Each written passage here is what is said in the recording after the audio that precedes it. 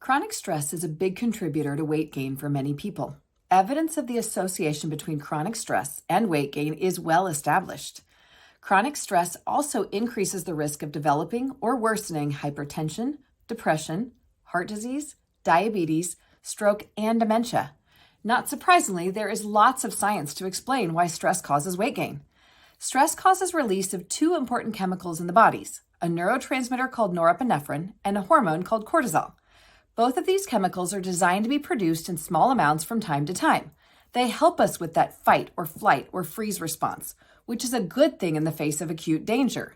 You want plenty of norepinephrine and cortisol when you encounter something acutely dangerous, like a car coming at you on the wrong side of the road, or someone getting ready to fall down the stairs. In acute situations, the body is triggered to start burning fat, in case it needs a boatload of energy to get itself out of the acutely dangerous situation. So acutely, briefly, these chemicals cause weight loss. But here's the problem. These chemicals were never meant to be released all day long. Chronic elevation of these chemicals, chronic stress, actually results in weight gain. Chronic elevation of these chemicals is hard on our nerve cells. It wears them out, which without intervention would eventually cause cell death. The body doesn't like the idea of its nerve cells dying, so with chronic stimulation, the body releases another hormone called neuropeptide Y alongside these other chemicals.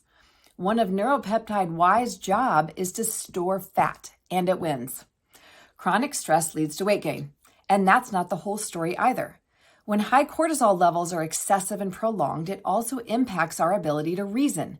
We can't differentiate between immediate or delayed gratification, so we make impulsive, irrational choices. Both animals and people increase their food intake when stressed, regardless of whether or not they are hungry. As we say at Heartland Weight Loss all the time, biochemistry drives behavior. It's really hard to fix the behavior without fixing the biochemistry, and it's hard to wrap your head around fixing the biochemistry until you understand the problem in the first place. Start understanding the role that stress plays and the consequences of it, and maybe then you can start working on lowering your stress hormones.